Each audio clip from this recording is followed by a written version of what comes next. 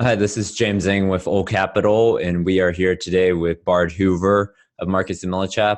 And Bard, why don't you kick it off and tell us a little bit about yourself and your firm, and then we'll jump into this new deal. You bet. You bet. So Marcus and Millichap is the largest investment sales company in the country. We have over 80 offices and over 2,000 brokers across North America and Canada. All we focus on is investment sales. We don't do leasing. We don't do management, tenant rep, any of that, just investment sales. Multifamily is kind of the backbone of this company. And so within Marcus and Millichap, I'm with the Hoover multifamily team. It's Nick Fluellen and myself that run the team.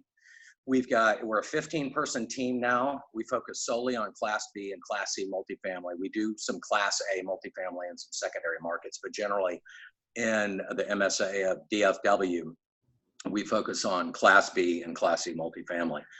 We've got 4 brokers on our team that do secondary markets, and it's divided up regionally around North Texas into Louisiana, up into Oklahoma, and over into New Mexico.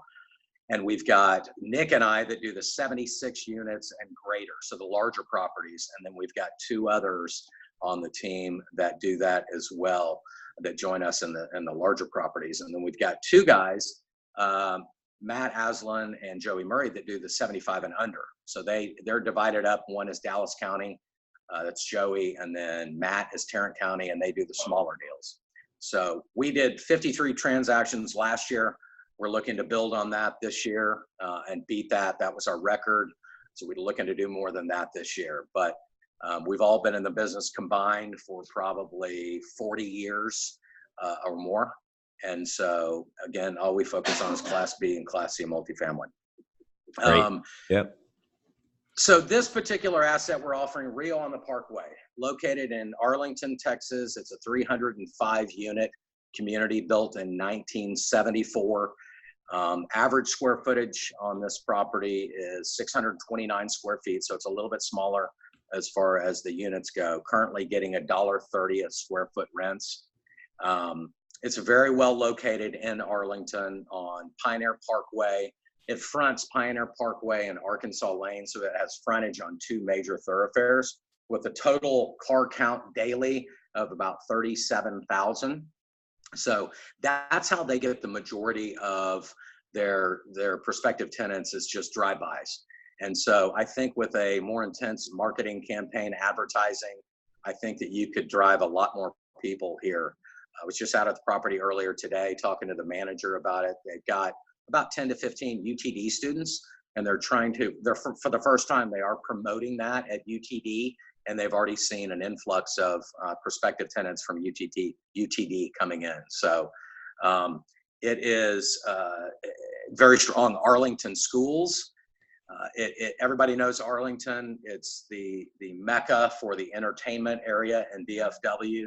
It's 4 miles from AT&T Stadium, Six Flags, Globe Life Field, Texas Live. It's 3 miles from the GM assembly plant. Arlington Memorial Hospital, that employs 4,000 people, is a couple of miles away. And then again, UTD, it's 1.5 miles away. It has 42,000 students currently and is growing. So it's a great location right in the heart of Arlington, with 360 and I-30 are the major thoroughfares that are close by to get you anywhere you need to go in DFW.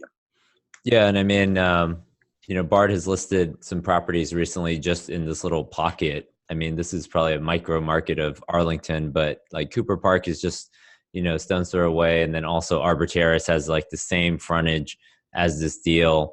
So those were actually 2 of the 3 deals that we financed in the last 9 to 12 months. And so very familiar with the submarket. Those owners, I've kept in touch with them, and all of their properties are doing very well, high occupancy, and they've been able to still push rents in the submarket. So great location. Yeah, so I'll go back to that. We marketed Cooper Park and Arbor Terrace. We had a lot of activity on those deals. And what we found is that Arlington is a submarket that everybody would love to own it. Great tenants and great, just well located centrally in between DFW, Dallas, and Fort Worth. Right. Okay. Maybe talk through this, some of the property and what the current owner has done so far. Yeah, you bet. So as far as the physical asset goes, the current owner spent about $2 million since they purchased it in 2016. Of the 22 buildings, 14 of them have new roofs. The manager said they have no roof leaks on the other 8 buildings. We've got a ton of rain in DFW this year. So she feels confident that those other 8 are in good condition. The parking lots are in good condition. They don't have any foundation issues. There are 2 gas boilers for domestic water, which one of the boilers is brand new and 2 of the storage tanks are brand new. So there's only one of the boilers that's aged and it's about 12 years old, but they don't have any issues with them. Copper wiring and copper plumbing on the property. There are no connections in the units, which is, we can touch on that as far as upside goes, but a lot of people have talked about adding washer dryer connections to some of the units where there's space that's located within the unit close to plumbing, like a bathroom, that they were planning on adding connections. But the good news is the current owner owns all of the laundry equipment. There is no laundry lease in place, so all that revenue comes back to the property. It's individually metered, individual HVAC. They've replaced a lot of the HVACs as far as their $2 million capital improvement program over the last 3 years. So everybody that's walked it feels like it's a very sound, very good physical condition. It's very clean. It's just got a good feel, low density, and you can tell that when you tour the asset. Like I'm looking at this property right in the middle of the screen here, and it looks like it's like a 4 or 5 gallon toilet in there. Do you know if they've done toilets or have they done anything on sort of aerator shower heads on that? They did. They have done that. They did modify. So they kept the previous tanks in there, but they did the modification device in there that catches it and uses a fraction of the water. So yes, that has been implemented on the asset. Okay. All right. So maybe anything else that we talked about, sort of mechanicals, and then how is the property being run now in terms of management? Well, that leads us into, where is the upside on this deal? How can you buy this deal and make money? The first thing is this property is owned by a group on the Upper East Coast who owns this and one other asset in DFW, and they self-manage. So 9 times out of 10, when we see an owner from out of state that's not a 20, 30,000 unit type owner that just owns a property or 2 and they try to self-manage, there's always operational upside. So that is definitely the case on this asset. And if you look through the P&Ls and if you get on property and we talk a little bit more about everything, I mean, you can just tell that on the expense side, there's some things that can be done, and definitely mainly on the income side. So that is the lowest hanging fruit on this particular asset. Other areas of upside, I would say, the biggest one that jumps off the page on this property is that none of the interiors have been upgraded. And that's very, very, very rare to see that and where we are in the cycle today. Now, all of the interiors have hard surface flooring, whether it's 12-inch ceramic tile or it's vinyl plank. And so that's the big ticket item when you go to do an interior upgrade program. But none of them have two-tone paint. None of them have fixtures. None of them have a lighting package. None of them have black or stainless appliances. None of them have cabinet pulls. None of them have granite countertops or vanities in the bathrooms. And so you see the upside right when you step into a unit. And so we budgeted actually in our offering memorandum, as you can see here, we have an interior unit enhancement program where we took 152 units at a cost of $4,000 a unit. And remember, the flooring's been done. So that $4,000 can go a long way to where you could even potentially put in cabinet fronts in addition to everything else I just mentioned.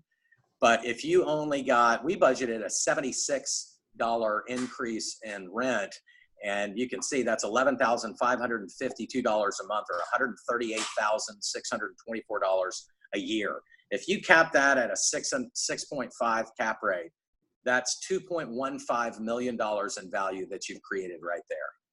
And so that is absolutely something that everybody that I've talked to about this asset is going to do a minimum of half the units.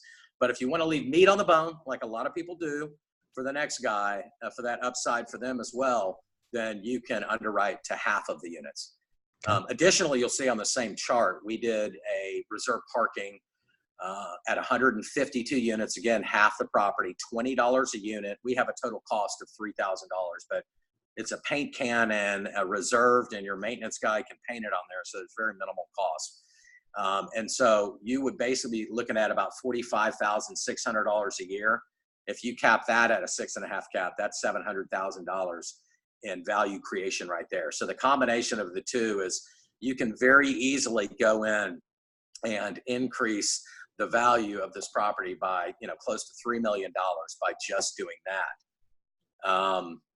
The other things you can do, okay, so when we look at properties and you're looking at a capital budget going in on a property and it needs new roofs or it needs new siding or it needs something that does not generate revenue. Those are a little bit tougher. We love properties like this that are in great physical condition and that the capital that you're going to spend is going to be income generating. Obviously, on the interiors, everybody will pay more for an updated unit than a non-upgraded unit. But also the clubhouse. I mean, that's the first impression they get when they walk in the door. So this clubhouse is completely dated. It's a 2-level clubhouse. It needs to either blow out the second floor and make it 20-foot ceilings and make it just a wow factor when prospective tenants walk in the door, or finish out the second floor and make that a club room, an after-school program for kids, or an office center, or a gym, or something. But that's great space right there. And so, again, we feel like that's income generating in itself by just luring in prospective tenants, and that's the first impression they get. So really the clubhouse, and then we got some pictures of the pool currently. So it looks like it's a very open space, but there's just limited stuff around it. So community amenities, that was going to be the third thing. So either adding or updating community amenities, the pool, like James mentioned, to be able to do an outdoor kitchen and updated pool furniture and picnic tables out there, will bring everybody out. It's a great way for tenants to get to know other tenants. And it's right behind the leasing office, so you can see it. It jumps off the page, and so again, a great leasing tool. You walk right by it when you have a prospective tenant and you're walking into that unit for them to see. Additionally, they've got 2 big slabs that they poured, concrete slabs that are perfect to put up 2 more sets of pergolas, and see if you can find that picture, James. Pergolas with outdoor kitchens and grills and just meeting areas, and they're spread. So you see in the top left, the second picture from the top left, that's one of the slabs, and you can see that they put in, it actually has an outdoor grill, and you can see the covered space and the picnic table. So there's 2 others just like that have nothing on them.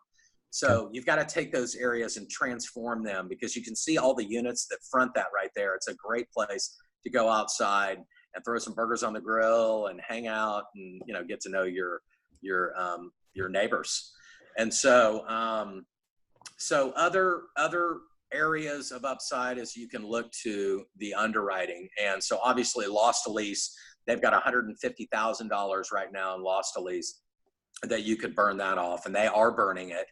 But the next owner will get to take advantage of continuing that burn rate. And then vacancy is at about 10%, where again, competing properties are 5% or less. So that's low hanging fruit right there to just catch up with your competitors. The expenses are pretty much in line with what you see. The taxes we actually underwrote higher taxes because we had not heard back from the tax consultant. So you see we have a value of an adjusted number of $567,000 on the taxes in there. That is adjusted up. That was based on the 2019 values. We did hear back from a tax consultant, Cantrell McCullough, and they came back and estimated that basically 2019 taxes will shake out around $18 million. Okay, so I write that down, $18 million, and the mill rate has reduced down to 2.5%. So your taxes should be in the $450,000 range in their professional opinion. Okay, great. Okay, and then for 2020, they're estimating that we go up to $21.9 million as an assessed value. The mill rate will dip again about 0.05 bips to about 2.45%. And that will take your taxes to about $529,000. So, you know, Nick and I are always known to be fairly conservative in our underwriting. As you can see, we're conservative in our underwriting. Again, we have real estate taxes at 567. We finally hear back from the tax consultant. He's actually coming in at 450. You're looking at about $120,000 in savings right there. Okay. Anything else before we jump into sort of the loan underwriting on this deal? No, go ahead. Let's go into that. Yeah. So right now you guys have sort of a target of 25 to 25 and a half, just on sort of initial offers. We looked at the deal. We sized it based on T3 net rental, T3 other income. And then we had, you know, the expenses, as Bard said, were pretty well run in terms of pretty tight. So 3% management fee, $350 a unit for G&A, advertising, professional fees, payroll. We have at $1,000 a unit, which it could come down a little bit just because of the size of this property. Right. And utilities, R&M, we're at T12. And then our insurance, we have at $300 a door. And then the taxes we brought up to right around that $18.8 million, so 75% of the purchase price. So we came up to a loan of about $18.7 million, which is about 75%. And the interest rate would be about 4% on green and then 4.25 on non-green. And that would be about 3 to 5 years of interest only. And then when we looked at,